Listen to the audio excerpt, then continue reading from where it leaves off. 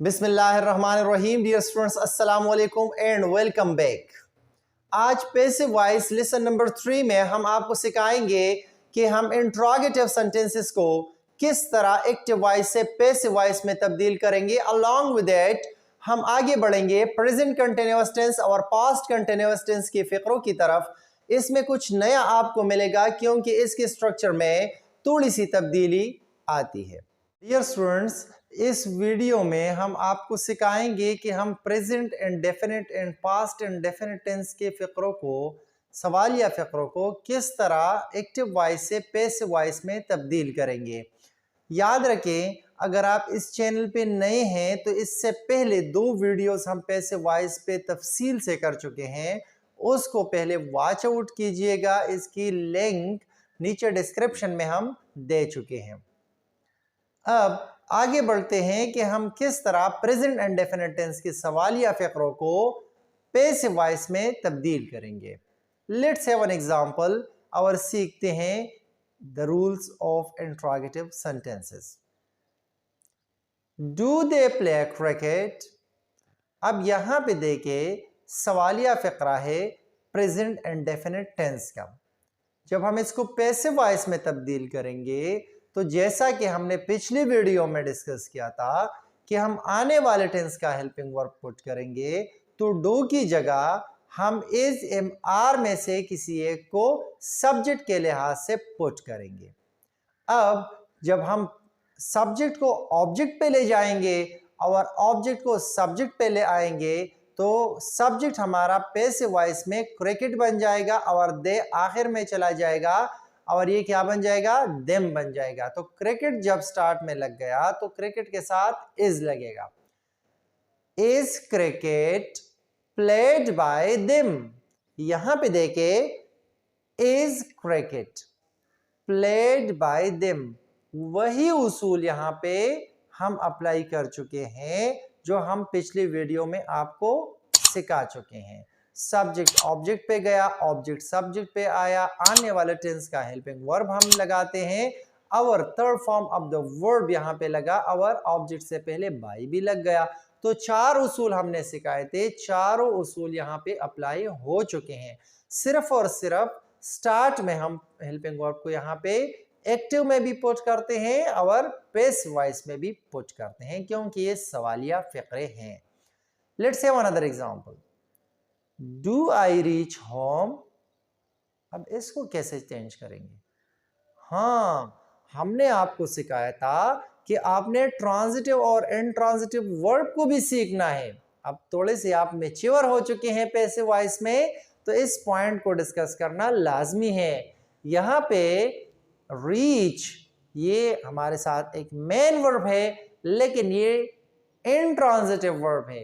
Intransitive verb की link हम transitive intransitive verb की लिंक हम आपको पहली वीडियो में भी दे चुके हैं और यहां पर भी डिस्क्रिप्शन में दे चुके हैं। अगर आप कंफ्यूज्ड है तो आप इसको पहले वॉच आउट कीजिएगा।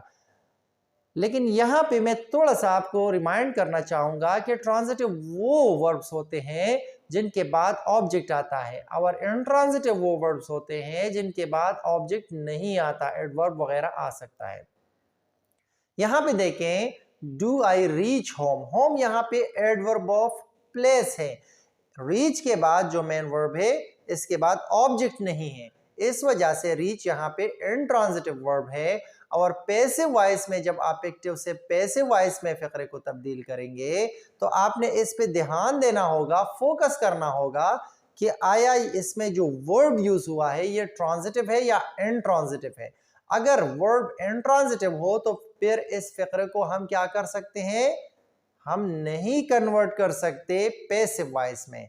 तो यहाँ पे डू आई रीच होम या आई रीच होम फिक्रा जो है इसमें इनट्रांजिटिव वर्ब है, तो इसको हम पैसिव वॉइस में तब्दील नहीं कर सकते। ये आपके लिए आज एक नया पॉइंट हमने पुट किया। क्लियर? ये आपने सीखना होगा क्योंकि ट्रांजिटिव वर्ब वाले फिक्रों को हम सिर्फ और सिर्फ पैसिव वॉइस में तब्दील कर सकते हैं। Let's have another example. Does she call me? Am I called by her? यहां पे देखे मी सब्जेक्ट पे आ गया तो आई बन गया। यहां पे आई से पहले हम क्या पुट करेंगे? एम, क्योंकि एस और आर आई के साथ पुट नहीं किए जा सकते। इसी तरह शी गया आखिर पर। क्लियर? अवर कॉल की बजाय हम कॉल्ड लगाएंगे, अवर हर से पहले बाई पुट करेंगे। तो चारों उसूल दोबारा यहाँ पे इस पे अप्लाई हो गए। Does she call me? Am I called by her? Let's have another example. Does Ahmad attend the class? Are the classes, are यहाँ पे इसलिए लग गया कि the classes start पे as a subject आ गए, तो यहाँ पे classes से पहले हम are लगाएंगे क्योंकि ये plural subject है। Are the classes attended by Ahmad? So these are simple examples. Do practice by yourself on this. Let's proceed to past indefinite tense interrogative sentences. यही उसूल इस पे भी अप्लाई होते हैं। Let's have an example and learn it through examples. Did they play the game? ये past indefinite tense का interrogative फ़िक्रा है। Was the game played by them? यहाँ पे देखिए गेम को हमने स्टार्ट पे लगाया according to the rules of passive voice, they को हमने आखिर में लगाया। सब्जेक्ट और ऑब्जेक्ट एक जगह से दूसरी जगह पर एक दूसरे के साथ एक्सचेंज हो गए। अब प्लेड हम लगाएंगे प्ले की जगह पर, और देस देम से पहले हम बाई लगाएंगे, तो वही चारों उसूल यहाँ पर भी अप्लाई हो जाते हैं। Did they play the game? Was the game played by them? Clear? तो इसी तरह हम एक्टिव वॉइस से पैसिव वॉइस में सवालिया फ़िक्रे पास्ट इंडेफिनिट टेंस के तब्दील कर सकते हैं। Let's have another example. Did she tell the stories? Did she tell the stories? Were the stories told by her? Stories यहाँ पे क्या है? सब्जेक्ट पे आ गए, और शी आखिर पे गई, हर बन गया, उससे पहले बाई लग गया। स्टोरीज से पहले हम क्या लगाएंगे? वाज या वर, जो कि आने वाला पास्ट कंटिन्यूअस टेंस के हेल्पिंग वर्ब्स हैं, अकॉर्डिंग टू द रूल्स उसको पुट करेंगे। तो यहाँ पे देखे were the stories told by her. Clear? अगर हम इस तरह इस सेंटेंस को करें कि did she tell the story, clear, the story, तो स्टोरी हमारे साथ यहाँ पे क्या है? सिंगल है, मतलब सिंगुलर है। तो was the story told by हर, फिर यहाँ पे हम वर की बजाय वाज लगाएंगे। डियर स्टूडेंट्स, प्रेजेंट कंटिन्यूअस और पास्ट कंटिन्यूअस टेंसेस के फिक्रों को जब हम एक्टिव वॉइस से पैसिव वॉइस में तब्दील करते हैं, तो वही उसूल इस पे भी अप्लाई होते हैं जो हमने पिछले वीडियो में सीखे हैं। लेकिन सिर्फ और सिर्फ एक उसूल इसमें तब्दील हो जाता है, एंड दैट रूल इज कि हर टेंस का फ़िक्रा जब हम पैसिव वॉइस में तब्दील करते हैं तो हम आने वाले टेंस का हेल्पिंग वर्ब लेते हैं, लेकिन यहाँ पर ऐसा नहीं होगा। कंटिन्यूअस टेंसेस के फ़िक्रों को जब हम पैसिव वॉइस में तब्दील करेंगे तो इनका अपना हेल्पिंग वर्ब लगेगा, और इसके साथ हम बीइंग का इजाफा करेंगे। यही डिफरेंस है इसके स्ट्रक्चर में और बाकी टेंसेस के स्ट्रक्चर्स में। For example, she is playing football, ये हमारे साथ प्रेजेंट कंटिन्यूअस टेंस का एक फ़िक्रा है। अब जब हम इसको पैसिव वॉइस में तब्दील करेंगे तो वही उसूल यहाँ पर अप्लाई होंगे, सिर्फ और सिर्फ ये नया पॉइंट आपने याद रखना होगा। Football is being played bye हर, यहाँ पे देखें फुटबॉल सब्जेक्टिव केस पे आ गया, शी ऑब्जेक्टिव केस में इसका बन गया, हर लग गया, और यहाँ पर हमने आने वाले टेंस का हेल्पिंग वर्ब पुट नहीं किया, बल्कि इसका अपना हेल्पिंग वर्ब इज सब्जेक्ट के लिहाज से लग गया। इसके साथ बीइंग का इजाफा आप खुद से करेंगे। आइए दूसरा एग्जांपल लेते हैं। They are playing football, football is being played by them, again football के साथ इज बीइंग लग गया। अब अगर हम इस फिक्रे को इस तरह बनाएं, we are taking classes, classes are being taken by us. यहाँ पे देखें क्लासेस एज अ सब्जेक्ट आया, तो चूंकि ये प्लूरल है तो इसके साथ इस की बजाय हम क्या पुट करेंगे? आर पुट करेंगे। आइए अब सीखते हैं कि हम प्रेजेंट कंटिन्यूअस टेंस के नेगेटिव फिक्रों को किस तरह पैसिव वॉइस में तब्दील करेंगे। लेट्स से वन एग्जांपल, सारा इज नॉट कॉलिंग मी।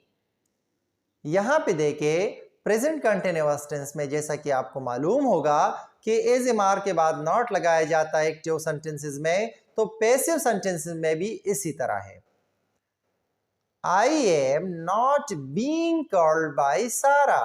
अब देखिए एम के बाद नॉट लग गया। जिस तरह के एक्टिव में इज एम आर के बाद लगता है, पैसिव वॉइस में भी हम क्या करेंगे, इज एम आर के बाद नॉट लगाएंगे और बाद में बीइंग लगाया जाता है। Clear? Let's say one other example, she is not playing football.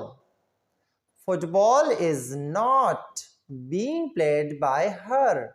Is not being. Clear? याद रखें, बीइंग से पहले इज एम आर के बाद नॉट लगाएंगे, मतलब इज और बीइंग, आर और बीइंग और एम और बीइंग के दरमियान लग जाता है।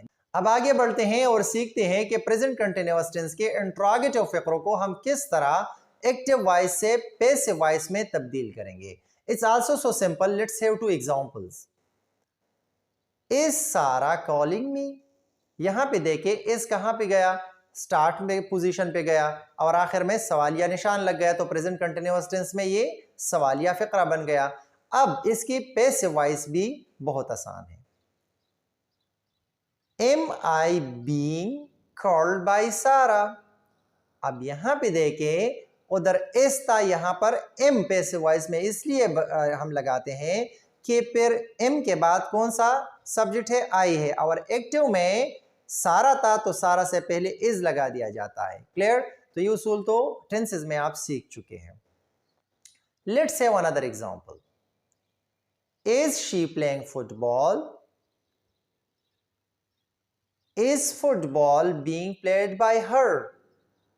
So these are simple structures जिस तरह के हम एक्टिव सेंटेंसेस में जहां पर हेल्पिंग वर्ब को हम पुट करते हैं आगाज में, इसी तरह पैसिव वॉइस में भी जब ऑब्जेक्ट को सब्जेक्ट बनाते हैं तो सब्जेक्ट को देखते हुए उससे पहले हम क्या लगाएंगे, उसके लिहाज से हेल्पिंग वर्ब लगाएंगे। बाज बच्चे इसमें कंफ्यूज्ड हो जाते हैं कि एक्टिव में तो पहले इज लगाया गया था और पैसिव में पहले एम लग गया, तो आपने इस बात का ध्यान रखना होगा कि हम सब्जेक्ट को देखते हुए एक्टिव में भी और पैसिव में भी वो क्या करेंगे, स्टार्ट में हेल्पिंग वर्ब लगाएंगे। अब आगे बढ़ते हैं पास्ट कंटिन्यूअस टेंस के स्ट्रक्चर की तरफ। पास्ट कंटिन्यूअस का स्ट्रक्चर भी द सेम है जैसा कि हम प्रेजेंट कंटिन्यूअस में कर चुके हैं, सिर्फ और सिर्फ हेल्पिंग वर्ब की तब्दीली यहां पे आ जाती है। For example, she was writing a novel. अब इस फिक्रे को हम पैसिव वॉइस में किस तरह तब्दील करेंगे, वही उसूल अपनाएंगे जो हमने प्रेजेंट कंटिन्यूअस टेंस में अपनाए थे। A novel was being written by her. A novel was being written by her. They were saying their prayers. Their prayers were being said by them. He was giving a lecture. A lecture was being given by him. वही उसूल है, observe करें, जो हमने present continuous में अभी अभी सीखे हैं। अब हम इसके नेगेटिव फिक्रे उसी तरह बनाएंगे जिस तरह के हमने प्रेजेंट कंटिन्यूअस में सीखे हैं। She was not writing a novel. A novel was not being written by her.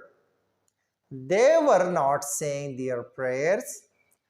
Their prayers were not being said by them. अब इसके सवालिया फिक्रे भी उन ही उसूलों के मुताबिक होंगे जो हमने प्रेजेंट कंटिन्यूअस टेंस में अप्लाई की थी। Was she writing a novel? Was a novel being written by her? Were they saying their prayers? Were their prayers being said by them? So these are simple structures that we follow while converting active sentences into passive voice. उधर भी हम इस तरह is being, am being और being लगा चुके हैं। यहां पर चूंकि पास्ट कंटिन्यूअस टेंस है तो इसके साथ was being और were being लगा दिया जाता है। इसी तरह नेगेटिव में was not being and were not being।